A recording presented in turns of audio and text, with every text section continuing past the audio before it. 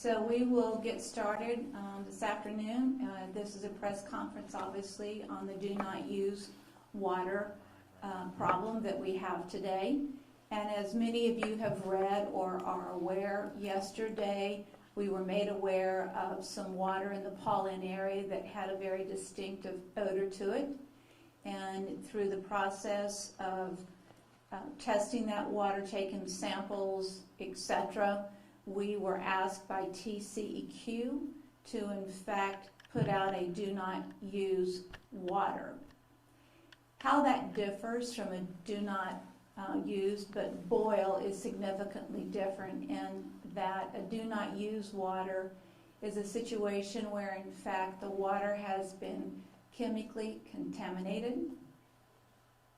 Unlike a boil water order, under a boil water order, that's generally because there has been a water break, which in fact has created the water pressure to be diminished, and because of that, bacteria has the opportunity to the water lines. This is not the case that we have today, and so that's the reason we did not issue we did not issue a boil water. It is a do not use because we have not been able to identify what that chemical in the water is, and we have not been able to identify where that chemical has entered into our water system.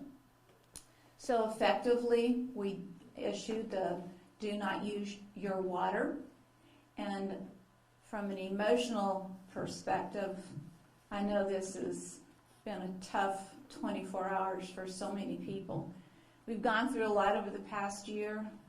There's been a lot of significant financial and emotionally damage to our families and our businesses here in San Angelo. And I know some of you feel like you still have your head above water because you own the businesses, you own the restaurants, you own the bars, you employ people, your families are employed by these businesses. And once again, the impact on their finances is so. It's more than emotional. It's devastating to all of us, and it certainly is something that no one takes lightly. It is something that we're all feeling the pain. It is something that we are working tirelessly on from the very minute when we went out to start taking samples and smelled the problem, if you will. TCEQ has sent people down here to work with us. They worked till 4 o'clock in the morning trying to figure out the situation. We had the Lower Colorado River Authority folks here as well working with us. People from Abilene have come down to help us in this situation. It's one of those situations we haven't experienced before, so this is new territory. We have not asked that the National Guard come to San Angelo. We don't think we're in a position where we need the National Guard. And Allison from our Water Utilities Department will talk a little more about what is being done and what the plans are going forward. And we are also here today to announce that is going to allow us to open back up immediately, and you'll be able to start using your water. I'm here today to apologize to you citizens who have been so dramatically impacted by this. I'm here to damage done to people's lives because of the lack of water and the inability to open up your business. I know this is painful. But what we can do is be as honest about the situation, tell you the facts as we see them and as we know them, and to tell you what our path forward is so that everyone understands what has been done and what is going to be done to get us out of the situation we're in today. So with that, I'm going to ask Allison to come up and talk a lot more in detail and specifics about this do not use your water. Questions as soon as she is through. Allison?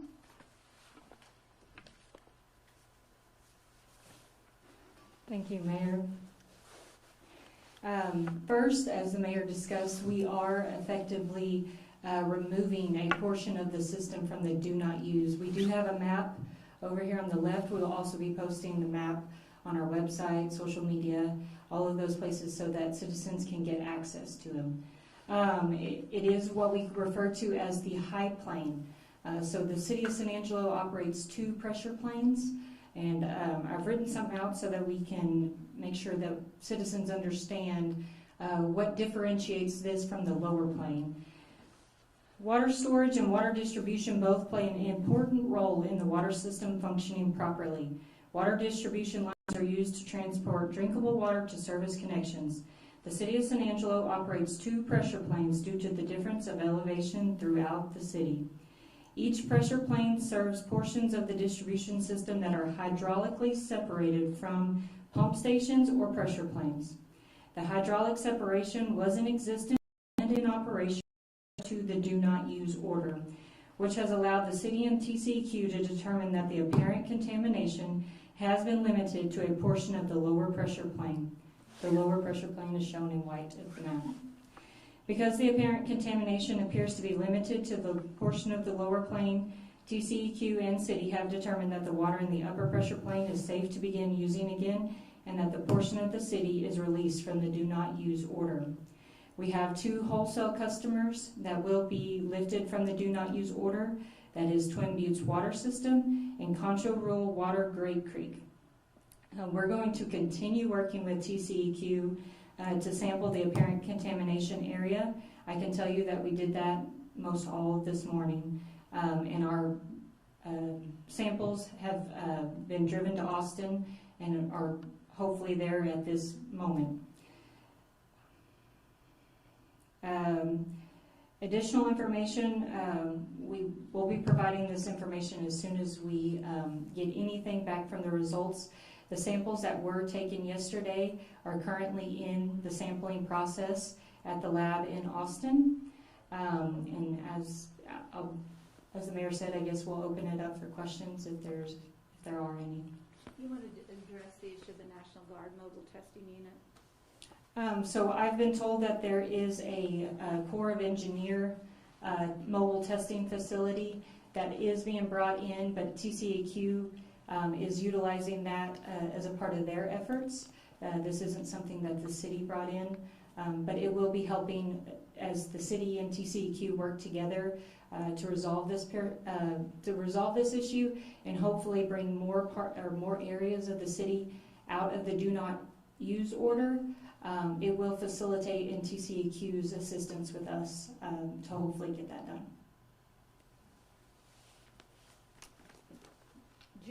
Just to be really clear, TCEQ chooses to do their own water sampling. They do not use another source to do their water sampling, so that they have total assurance that those samples are their samples, they took them, and that they are the samples identified correctly. So I do want to say the following, and that is that both Drew Darby, he called me last night and assured me that any of the resources that we might need, any help that we might need, he is willing to make the phone calls and put the time and effort into it to help us if there's anything he can do. And the same thing as August Pfluger. Our congressman also called me this afternoon and asked if there was anything that he could do to help us. The reality is the following: until we have samples with test results, we are at a sort of a standstill status right now, other than opening up the areas that, as you see in green, and also that area will be better described on our website. Is that correct? So if you're unclear by just looking at this map on the website, there's some verbiage that better describes those areas. But truly we are at a standstill waiting for test results and waiting for information to come back to us to determine where the contamination happened, perhaps, as well as what that contamination is. We are still lacking that information as we speak. What we obviously do know is that the area that has been released is an area where those contamination samples obviously are good samples not containing any of the chemical. Again, I want to reemphasize the fact that traditionally when we've had a boil water, it has been due to contamination due to water lines breaking. This is not the case. This is a very unusual situation. but it's not something that I guess we should say. I know there's been comments on Facebook about being a terrorist plot, etc. This is a contamination from an industrial area. We don't want to start any fear and any stories that have no credibility at this point. If you have a question, please come up to the microphone and we will take questions from the press.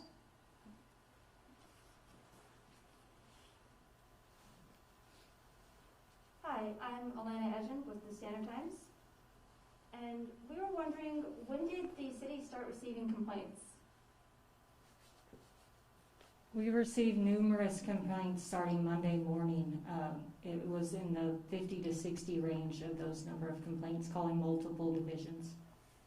Okay, and when did TCEQ get called in? Early Monday afternoon. All right.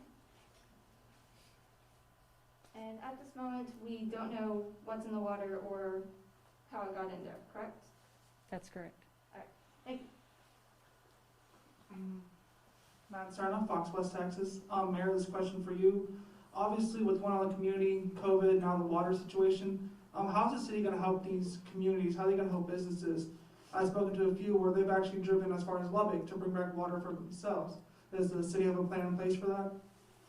I'm sorry, people went to Lubbock to get water. Immediately, we started calling in resources yesterday. We contacted HEB.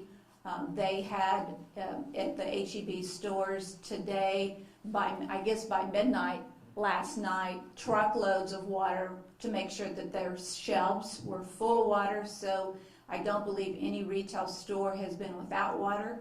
In addition to that, the Walmart organization has donated 7 truckloads of water, which we will give away for free. And Daniel might be able to speak to those locations where we will do that, and as well as the food bank has also donated truckloads of water that also will be given away, and Daniel will address that issue. We are expecting about 10 semi-truckloads of water. The ETA is for this afternoon sometime. We will be establishing a distribution point, which will be at the Coliseum. We have those 10 trucks, and the mayor mentioned Walmart, the food bank, and other donating sources sent the water. We also know that we've been in contact with HEB, and at this point, it sounds like they're committing another 4 semi-truckloads, so it'll be a total of 14 that we'll have here in the community. Hopefully by sometime this evening and also in the morning, we will start distributing that water as well. We know that, as Mayor mentioned a while ago, we were in touch immediately with HEB, Walmart, just to make sure that they had their shelves stocked. And on our end, we're just trying to make sure that we have water available for those who cannot run to the store, or it may be a little bit too costly for them at this point. So we're trying to help them in that manner. So again, this afternoon at some time, we will put a notice out through our public information to let everybody know where they can go and get that water. We also have put in a request to the state. The mayor did issue a declaration of emergency. Really, that is just to allow us to seek assistance from the state when it comes to water or even resource, any type of resource that we may need. And that's the only reason we do that. A lot of people panic when they hear that, emergency declaration. But it just allows us to access resources that we may need. But again, that water will be available sometime, hopefully this evening, and for sure tomorrow morning. And we will set up locations. We've already started setting up locations at the Coliseum. Okay. Gotcha. And how is the distribution plan going to work? How is the water going to be distributed to the community? You can drive through, and this will be bottled water, and you can drive through, and we'll have the water depending on your family size, and we'll ask questions, but it'll be really quickly. We want to move people through there very quickly. But Shane Kelton and his staff, the operations department, do a fine job. They, recently or a few months back or a year ago, were the ones who distributed the masks when we first the COVID-19 happened. So we have a very capable staff. They can get the water out very efficiently. So you would drive up, and we would hand that water to you. Gotcha. Okay. And Mayor, you mentioned the National Guard. At what point do you feel it would be necessary to call them in to help aid the community? I don't believe we will need the National Guard. we've already released a large section of the community, and we think when we get test results back later this afternoon or first thing, will we get any results this afternoon? No, so we'll have some results in the morning, and hopefully with the results of those tests that we'll be able to release another large section of the community. So we'll be making more announcements tomorrow morning, but I don't believe the national needs to be here to help in that manner. And the mobile testing units are something that are not as useful for us as you might think, because TCEQ is the one who takes the test, and they have to use their own people to take their test. They won't use somebody else's testing equipment to do it. So with that said, what we do know is we trust the citizens to continue to watch and look for announcements. Like we said, the Public Information Office will be putting out additional information as the evening goes along and first thing in the morning. And we will be providing some water, and we are assured that H-E-B and Walmart stores, as well as the other stores, have plenty of water. We should not worry about the shelves being totally empty. There will be water available. Yes, ma'am. And final question, what aid has the state given to San Angelo so far that we know of? At this point, we don't know. I mean, we made an emergency declaration sometime early this afternoon, but if we need to call in FEMA or HUD for some more supplies, let's say for water, for example, then we will make those phone calls. But right now, we're counting on our local community partners to provide the water resources that the community might need. Thank you, ma'am. You're welcome. Jacqueline Quinones, ABC 38, Texas 12. What can the city do to prevent this from happening again? Well, the first thing we have to realize is what happened. We don't know what happened yet. So definitely we will learn from this, but until we define what the contamination is and the location of that contamination, there's not lessons to be learned. This is not the typical boil water situation where we know a water line bust happened. This is something that is a very unusual situation, and we don't have answers for it at this point. But when we do get them, we will develop a game plan to better understand how to protect the community going forward. By chance, do we know what would happen if someone drank this water or bathed in it by chance? Because we don't know what the chemical is, it's pretty hard to say. Once we define what that chemical is, we would have a better ability to answer that question and tell you what might happen. You would have, irritations on your skin. We don't know. We don't know what the chemical is. Thank you. Correct? Victor Glenn with KLST News. To confirm, the wave of reports that came in that initiated the reaction from the city, that was centered on the Paul Ann neighborhood? That is correct. And while realizing that test results are still pending, has the city begun looking into the area, the industrial setups in that area, to see if they can already start identifying where something might have leaked into the water system? Sure. Hold on. Yes, we are actively, we've been doing that all night and all day, looking specifically at that area, the lines that feed in that area, the direction of flow. Definitely looking at all the commercial, industrial customers in that area. So yes, that analysis is ongoing and has been going on since this happened. Thank you. And when it comes to the upper plain being ruled safe for people to use the water and the subsequent water distribution for people in other parts of town, will you be checking addresses to see who falls where, or will it just be a blanket distribution of water to whoever first come, first serve? This is probably what you want to answer. I don't know. I'll let them know. Not I can. We basically what we're doing is the map you see here. It's kind of hard to read, but when you go on our website, you'll be able to pull up the map, and it will show clear delineation as far as who can safely use the water, and we expect that those will be the individuals that will be using it. Of course, our advisory is still for those that are outside that zone not to use it. It is for flushing purposes, but don't use that. Drink bottled water from another source. But again, once you go online, you'll be able to see it more clearly. Thank you. Joe Hodge, San Angelo. Mayor, you said something about an industrial incident, or was that just you're assuming that there's an industrial spill that caused this water problem? You might want to answer. We do have a lot of commercial and industrial activity in the area north and east of Pauline that we've been looking at.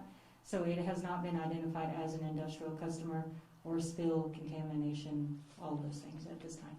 And the landfill is near Pauline, obviously, so I'm going to ask the question, is there any kind of, you looked into the landfill, or is there any connection you think? We're looking at all the area in this northeast quadrant of San Angelo, so I can say that there's nothing off limits. We're looking at all of those sources.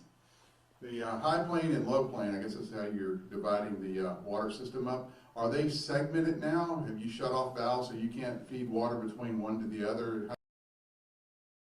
Prior to this contamination, so that is how we operate the system. That's how we maintain pressures due to the elevation change across San Angelo.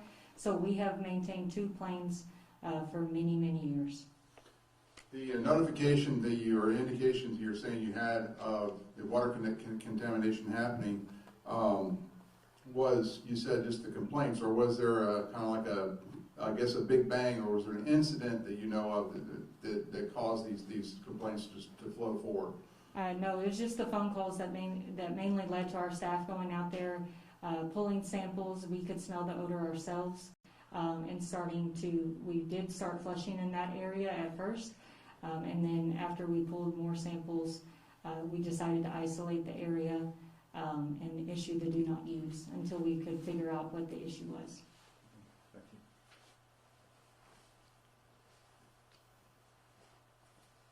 Thank you. Are there any further questions from anyone? Thank you for being here today.